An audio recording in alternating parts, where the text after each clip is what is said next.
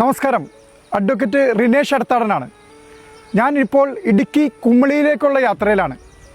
ഇന്നലെ എൻ്റെ ഇൻസ്റ്റാഗ്രാം പോസ്റ്റിൽ ഞാൻ രഞ്ജീഷിനായി വരും, അവനായി സംസാരിക്കും, അവൻ്റെ നീതിക്കായി ഞാൻ അവരുടെ കുടുംബാംഗങ്ങളായിട്ട് സംസാരിച്ച് നിയമയുദ്ധം ആരംഭിക്കാനായിട്ട് ഞാൻ വരുമെന്ന് ഇൻസ്റ്റാഗ്രാമിലൊരു പോസ്റ്റ് ഇട്ടായിരുന്നു.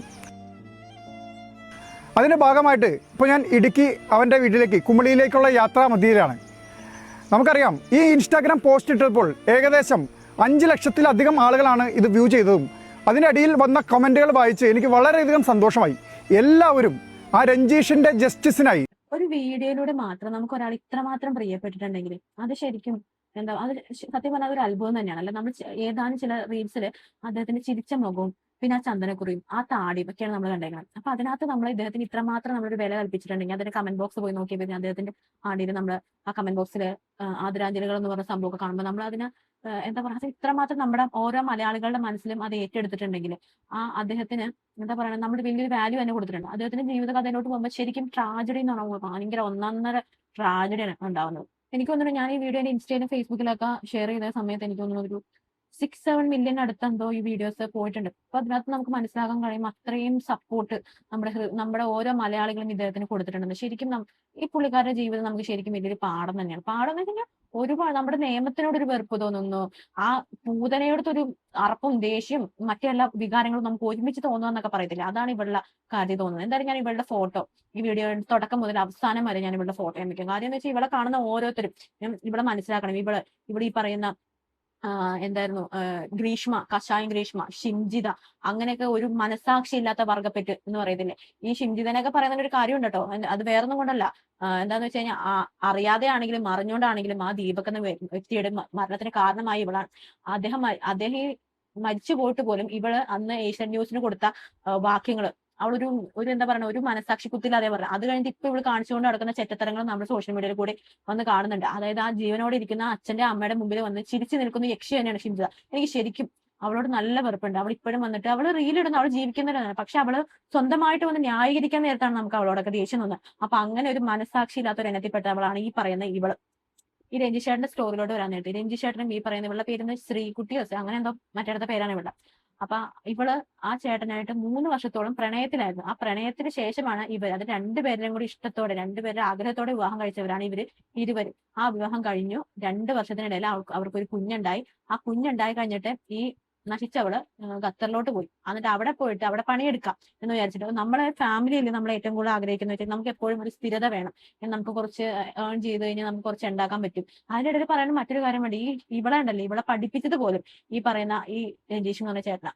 നമ്മളത് ആലോചിക്കുന്നു. ഇവിടെ പഠിപ്പിക്കാൻ വിട്ടത് പോലും ഈ രഞ്ജീഷ് എന്ന് പറഞ്ഞ ഈ ചേട്ടനെ ഇവിടെ പഠിപ്പിക്കാൻ വിട്ടു. അന്ന് ഇവിടെ ചെലവെടുത്തതും കാര്യങ്ങളെല്ലാം ചെയ്തത് ഈ പറയുന്ന ഈ ചേട്ടനെ. അത്രയും നല്ലൊരു കെട്ടിയോനെ കിട്ടിയിട്ട് അവൾക്ക് അതിന്റെ വില മനസ്സിലായില്ല. ഇവള് ഈ പറയുന്ന ഖത്തർ ഇപ്പൊ അവൾ മറ്റൊരുത്തന്റെ കൂടെ കണ്ടിട്ടില്ല. അവന്റെ ബാക്ക്ഗ്രൗണ്ട് എന്താണെന്ന് നമുക്ക് അറിയത്തില്ല. അവന് കുട്ടിയുണ്ടോ കെട്ടിയോളുണ്ടോ, അവന് ഇങ്ങനെ തന്നെ ഇങ്ങനെ കണ്ടവൾമാരെ പുറകെ പോകുന്ന, വഴി കൂടി കാണുന്ന എല്ലാ അവൾമാരൊക്കെ കൂടെ പോകുന്നവനായിരിക്കും. അല്ലാതെ ഒരു കൊച്ചും ഒരു ഭർത്താവും ഒരു കുടുംബമുള്ള ഒരുത്തിയുടെ പുറകെ ഒരുത്തനും പോകത്തില്ലല്ലോ.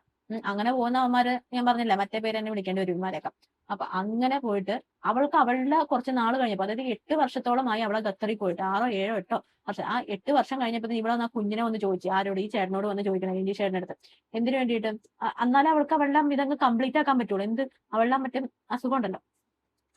അങ്ങനെ അവള് ആ പറയുന്ന ഈ ഖത്തറിലെ ചേട്ടന്റെ കൂടെ അങ്ങ് പോയി. ഓക്കെ, അവള് പോട്ടെ, ഒരു കുഴപ്പമില്ല. അവള് നിയമപരമായിട്ട് ഈ ചേട്ടനായിട്ട് ബന്ധം ഏർപ്പെടുത്തുക എന്താന്ന് വെച്ചാൽ ആയിക്കോട്ടെ. അവളുടെ വഴിക്ക് അങ്ങ് പോയിക്കോട്ടെ. ഓൾറെഡി ആ സ്നേഹിച്ച പെണ്ണ് ഈ ചേട്ടനെ ചതിച്ചു. അതായത് ഈ ചേട്ടൻ പഠിപ്പിച്ചു, സ്നേഹിച്ചു, അവള് അച്ഛൻ്റെ കുഞ്ഞിന്റെ അമ്മയായി. എന്നിട്ട് ആ ചേട്ടനോട് വിശ്വാസ വഞ്ചന കാണിച്ച് അവള് ഖത്തറിൽ പോയിട്ട് മറ്റൊരുത്തന്റെ കൂടെ പോയി. ഓക്കെ, അവള് പോയിക്കോട്ടെ. അത് കഴിഞ്ഞിട്ട് വീണ്ടും കുറെ നാൾ കഴിഞ്ഞിട്ട് വീണ്ടും വന്ന് അവളെ കുഞ്ഞിനെ ചോദിക്കുക. എന്നിട്ട് നമ്മുടെ വൃത്തികെട്ട നിയമം എന്നേ പറയാൻ പറ്റുള്ളൂ. ആ കുഞ്ഞ് എവിടെയാണ് ഇത്രയും നാൾ വളർന്നത്, എങ്ങനെയാണ്, എന്ത് സാഹചര്യമാണ്, ഇവളുടെ സ്വഭാവം എന്താണ്, ഇവൾ ആരുടെ കൂടെ പോയി, ഇവളുടെ ബാക്ക്ഗ്രൗണ്ട് ഒന്നും അറിയണ്ട. കുഞ്ഞിന്റെ അമ്മയുടെ കൂടെ വിടുക, അതാണ് സുരക്ഷിതത്വം. എന്റെ പൊന്ന നിയമമേ, ഞാൻ നിങ്ങളോട് ഒരു കാര്യം ചോദിക്കട്ടെ. ഇന്നത്തെ കാലത്ത് സ്ത്രീകളുടെ കൂടെ തന്നെ മാത്രം നിൽക്കുന്നതാണ് കുഞ്ഞിന്റെ സംരക്ഷണം എന്ന് പറയുന്നത്. എത്രയോ അമ്മമാര് കുഞ്ഞുങ്ങളെടുത്ത് വലിച്ചെറിഞ്ഞിട്ടുണ്ട്. ഉണ്ടായ ചോര കുഞ്ഞിനെ എടുത്ത് വലിച്ചെറിഞ്ഞിട്ടുണ്ട്. ഈ കഴിഞ്ഞ ദിവസം തന്നെ നമ്മുടെ ആലപ്പുഴ താലൂക്ക് ആശുപത്രിയിലെ ഒരു ഇൻസിഡന്റ് നമ്മൾ കണ്ടതാണ്. അങ്ങനെ എത്രയോ 1.5 വയസ്സുകാരന്റെ ഒരു കുഞ്ഞിനെ അത് ക്രൂരമായിട്ട് കടലില്, ഞാൻ പറയുന്നില്ല അത് വ്യക്തമായ ഒരു കാര്യം, അങ്ങോട്ട് എറിഞ്ഞു കൊന്ന് നമ്മൾ എത്ര കണ്ടതാണ്, കാമുകിന്റെ കൂടെ ജീവിക്കാൻ വേണ്ടി.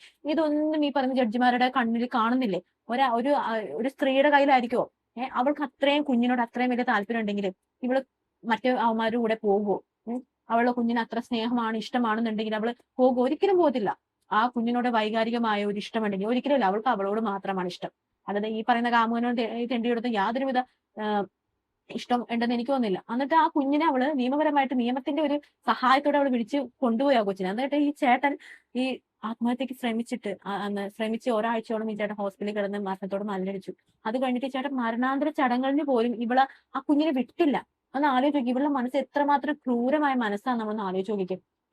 അത് കഴിഞ്ഞിട്ട് ഇവള് ആ കുഞ്ഞിനെ വിടണമെങ്കിൽ പഞ്ചായത്തിൽ നിന്ന് ലെറ്റർ കൊണ്ടുവരണം, അല്ലെ പഞ്ചായത്ത് അംഗങ്ങൾ വന്ന് പറയണത്രേ. പഞ്ചായത്ത് അംഗങ്ങൾ വന്ന് ആൾക്കാർ വന്നിട്ട് കൊച്ചിന്റെ അച്ഛന്റെ മരണം, അതായത് രഞ്ജിഷേട്ടന്റെ മരണാനന്തര ചടങ്ങുകൾ നടത്താൻ വേണ്ടിയിട്ട് വന്ന് പറഞ്ഞപ്പോൾ അടുത്ത ഇവളത് വന്നു, എന്ത് കോടതിയിൽ നിന്ന് ലെറ്റർ വരണം, കോടതിയിൽ നിന്ന് ലെറ്റർ വന്നാലേ ആ കുഞ്ഞിനെ വിട്ടയക്കോളുന്നു. അങ്ങനെ കോടതിയിൽ നിന്ന് ലെറ്റർ വന്ന്, അതായത് 5-6 മണിക്കൂറോളം ആ ചേട്ടന്റെ ശരീരം വെച്ചുകൊണ്ട് അവിടെ ഇരുന്നു ഈ കുഞ്ഞിനെ വിട്ടുകിട്ടാൻ വേണ്ടി. ഇവൾ എന്തുമാത്രം ക്രൂരത! ഇവളുടെ ആ ക്രൂരതയുടെ ഒരു വികൃതമായ മുഖം ഉണ്ടല്ലോ, അതങ്ങ് അഴിഞ്ഞു വീഴുക. അതാ ഞാൻ പറഞ്ഞത്, ഈ ഷിംജിത, കഷായം രേഷ്മ എന്ന് പറയുന്നവരൊക്കെ ഇവൾക്ക് വലിയൊരു ഉദാഹരണം തന്നെയാണ്. അത്രയും ക്രൂരായ ഒരു സ്ത്രീ തന്നെയാണ്. ആ കുഞ്ഞിന്റെ അച്ഛന്റെ മരണാന്തര ചടങ്ങിന് പോലും ഇവളെ പഠിപ്പിച്ച, ഇവളെ എന്താണ് ഇവൾക്ക് നല്ലൊരു ഭാവി ഉണ്ടാക്കി കൊടുത്ത ഒരു മനുഷ്യന്റെ മരണാന്തര ചടങ്ങിന് പോലും ഇവളെ വിട്ടില്ലെങ്കിൽ ഇവളുടെ മനസ്സ് എന്തുമാത്രം ക്രൂരതയായിരിക്കും ഒന്ന് ആലോചിച്ച് നോക്കിക്കും. എന്തായാലും ഈ വിഷയം ഒന്നും മെൻസ് കമ്മീഷൻകാർ ഏറ്റെടുത്തില്ല കേട്ടോ. ഞാൻ ഒരുപാട് കാര്യങ്ങൾ മെൻസ് കമ്മീഷനെ സപ്പോർട്ട് ചെയ്ത് സപ്പോർട്ട് ചെയ്യുന്ന ഒരാൾ തന്നെയാണ് ഞാൻ. പക്ഷെ എന്തുകൊണ്ട് ഈ പറഞ്ഞ മെൻസ് കമ്മീഷൻ വരണം എന്ന് പറഞ്ഞ് നടക്കുന്ന ആൾക്കാർ എന്തുകൊണ്ട് ഈ വ്യക്തിയെ, ഈ ചേട്ടന് വേണ്ടി ഒന്ന് സംസാരിച്ചു, എന്നിട്ട് ഒരാൾ വന്ന് സംസാരിച്ചിട്ടുണ്ടായിരുന്നു, പുള്ളിയുടെ പേര് ഞാൻ ഓർക്കുന്നില്ല. അദ്ദേഹം വന്ന് പറഞ്ഞിട്ട് ഞാനിത് എടുക്കണോ വേണ്ടിയോ എന്ന് കുറെ തവണ ആലോചിച്ചിട്ടാണ് ഞാൻ ഈ വീഡിയോ എടുത്തത്. അതെന്താ ചേട്ടാ, ഈ ചേട്ടൻ മെൻസിന്റെ ഇടയിൽ പെടുന്നില്ലേ? എനിക്കത് മാത്രമേ ചോദിക്കാനുള്ളൂ. പിന്നെ മെൻസ് കമ്മീഷനിലെ ആൾക്കാരുടെ ഒരു മെയിൻ ഇതെന്താണെന്നറിയാമോ? അവർക്ക് സ്ത്രീകളെ അങ്ങ് കുറ്റപ്പെടുത്തുക. സ്ത്രീകൾ അങ്ങനെയാണ്, ഇങ്ങനെയാണ്, അങ്ങനെയാണ്, ഒരു സ്ത്രീയും വിശ്വസിക്കരുത്. ഞാൻ സ്ത്രീകളെ അങ്ങ് സപ്പോർട്ട് ചെയ്യണമെന്നല്ല, പക്ഷെ മെൻസ് കമ്മീഷനിൽ പറയുന്ന ആൾക്കാർ സ്ത്രീകളെ അങ്ങ് അടച്ചാക്ഷേപിക്കുക. ഞാൻ കഴിഞ്ഞ ദിവസം ഒരാളുടെ വീഡിയോ കണ്ടത്, അടച്ചങ്ങ് ആക്ഷേപിക്കുകയാണ്. ശരിയായിരിക്കാം, അങ്ങനെയുള്ള സ്ത്രീകൾ ഉണ്ടാവുന്നില്ല, ഒരു സ്ത്രീയും ഉണ്ടാക്കരുത്. ഈ പറയുന്ന വ്യക്തി പറയാനാണ്, പുറത്തു പോകുന്ന ഒരു സ്ത്രീയും നല്ലതല്ല, അവർക്ക് വേറെ ഒരുത്തന്റെ കൂടെ ബന്ധം ഉണ്ടാവും, അങ്ങനെയുള്ള രീതിയിലൊക്കെ സംസാരിച്ചു. ഞാൻ അതിനെക്കുറിച്ച് ഇതിനകത്ത് ഞാൻ വിശേഷിപ്പിക്കുന്നില്ല. ഒരു മെൻസ് കമ്മീഷൻ തന്നെ ഒരു പ്രസിഡന്റ് എന്താണെന്ന് തോന്നുന്നുണ്ടോ, അത് നമുക്ക് പിന്നീട് സംസാരിക്കാം. പക്ഷെ അതെ, ഭയങ്കര സ്ത്രീകൾ, അങ്ങനെ പോകുന്ന സ്ത്രീകളുണ്ട്, പക്ഷെ നല്ല സ്ത്രീകളും ഉണ്ട്. അതെന്തുകൊണ്ട് മനസ്സിലാക്കുന്നില്ല? എല്ലാവരും ഒറ്റടക്കമായിട്ട് അടച്ചാക്ഷേപിക്കുന്നു. ഇവളെ പോലെ കുറെ ജന്തുക്കളുണ്ടാവും. ആ ജന്തുക്കളെ ഞങ്ങൾ സപ്പോർട്ട് ചെയ്തില്ല. ഇവളമാരുടെ ഒക്കെ മുഖം വലിച്ചു കീറുക തന്നെ ചെയ്യണം. ഇവൾക്കൊക്കെ അർഹമായ ശിക്ഷ അത് വാങ്ങിച്ചെടുക്കുക തന്നെ. പിന്നെ ഈ കേസിന് വേണ്ടിയിട്ട് മുന്നിട്ട് വന്നൊരു അഡ്വക്കേറ്റ് ഉണ്ട്. അദ്ദേഹത്തിന് സത്യം പറഞ്ഞാൽ ഒരുപാട് എന്താ പറയുക, ഷിംജിതയുടെ കേസിലും ഇദ്ദേഹമായിരുന്നു ദീപകിന് വേണ്ടി സംസാരിച്ചത്. അദ്ദേഹം എനിക്ക് സത്യം പറഞ്ഞാൽ ഭയങ്കരമായിട്ട് ഇഷ്ടം തോന്നി. ഒരാളെങ്കിലും പുള്ളിക്കാരന് വേണ്ടി സംസാരിച്ചല്ലോ എന്ന് ഓർത്തിട്ട്. ഞാനപ്പ ഇദ്ദേഹത്തിന്റെ പ്രൊഫൈൽ ഞാൻ എടുത്തു നോക്കിയപ്പോഴത്തേനും അഡ്വക്കേറ്റ് റിനേഷ് അങ്ങനെ എന്തോ സംതിങ് പേരട്ടോ, പ്രൊഫൈൽ എടുത്ത് നോക്കിയപ്പോൾ പുള്ളിക്കാരന്റെ പ്രൊഫൈൽ എടുത്ത് പറഞ്ഞിട്ടുണ്ട് സിംഗിൾ പാരന്റ്, എന്നിട്ട് മകനുമായിട്ടുള്ള ഫോട്ടോ ആണ് അദ്ദേഹം ഇട്ടിരിക്കുന്നത്. അത് കണ്ടപ്പോൾ തന്നെ മനസ്സിലായി, എന്ന് വെച്ച് കഴിഞ്ഞാൽ അദ്ദേഹത്തിന് മനസ്സിലാകും ഈ പറഞ്ഞ രഞ്ജിഷിന്റെ വേദന എന്താണ്, അദ്ദേഹം കടന്നുപോയ വഴികൾ ഏതൊക്കെയാണെന്നുള്ള അദ്ദേഹത്തിന് ശരിക്കും മനസ്സിലായിട്ടുണ്ട്. എന്തായാലും അദ്ദേഹം രഞ്ജിഷിന്റെ വീട്ടിൽ പോയിട്ട് ഒരുപാട് കാര്യങ്ങൾ സംസാരിച്ചിട്ടുണ്ട്. അതിലൊരു ചെറിയൊരു ഭാഗം നമുക്കൊന്ന് കേട്ടു നോക്കാം. അത് എന്താണ് ആ പാരന്റ്സിന് പറയാനുള്ളതെന്ന്. നമസ്കാരം. ഇപ്പൊ നമ്മൾ രഞ്ജീഷിന്റെ വീട്ടിലാണ്. രഞ്ജീഷിന്റെ അച്ഛനുണ്ട് ഇവിടെ, രഞ്ജീഷിന്റെ അമ്മയുണ്ട്, രഞ്ജീഷിന്റെ സുഹൃത്തുക്കളുണ്ട്, എല്ലാവരും ഉണ്ട്. ഇതിൽ എന്താ സംഭവിച്ചെന്നുള്ളത് രഞ്ജീഷിന്റെ അച്ഛനൊന്ന് പറയും. നമുക്ക് ഇനി ചെയ്യാൻ പറ്റുന്ന എന്താണെന്ന് വെച്ചാൽ രഞ്ജീഷിന് വേണ്ടിയിട്ട് നിയമയുദ്ധം തുടങ്ങുക, നിയമത്തിന്റെ വഴിയിൽ നീങ്ങിയിട്ട് രഞ്ജീഷിന് വേണ്ടി എന്തെങ്കിലും നീതി വലിച്ചു കൊടുക്കുക. അതാണ് നമുക്ക് ചെയ്യാൻ പറ്റുള്ളൂ. രഞ്ജീഷ് നമ്മൾ വിട്ടുപോയി. ഇപ്പൊ രഞ്ജീഷിന് വേണ്ടി നമുക്ക് ചെയ്യാൻ പറ്റുന്ന നിയമത്തിലൂടെ ആ കുറ്റകൃത്യം ചെയ്ത ആ വ്യക്തി, അതായത് ഭാര്യ, സ്വന്തം ഭാര്യനെ അതിന്റെ നിയമ നടപടികളിലൂടെ നടത്തി അതിനുള്ള തീരുമാനം ഉണ്ടാകും. അപ്പൊ അച്ഛൻ എന്താണ് സംഭവിച്ചത്, എന്താണ് ഇതിന്റെ തുടക്കം, എവിടെയാണ് ഇതിന്റെ ജോലിക്ക് പോയി കഴിഞ്ഞാൽ തുടക്കമാണ്. ജോലിക്ക് എവിടെ പോയി? ഖത്തറിൽ പോയി. ഖത്തറിൽ പോയി. കല്യാണം കഴിഞ്ഞിട്ട് എത്ര വർഷം? കല്യാണം കഴിഞ്ഞിട്ട് അന്ന് 2 വർഷം അവിടെ ജോലി ചെയ്ത് വരുന്ന വഴിയാണ് അവിടെ ആരുമായിട്ടും ഒരു ബന്ധത്തിലായി. ഏത്? ഖത്തറിൽ. നിങ്ങൾക്ക് എങ്ങനെയൊക്കെ മനസ്സിലായത്? പിന്നെ അവൻ കുറച്ച് കാര്യങ്ങളൊക്കെ കൂടെ ഫോണിലൂടെ അയച്ചു.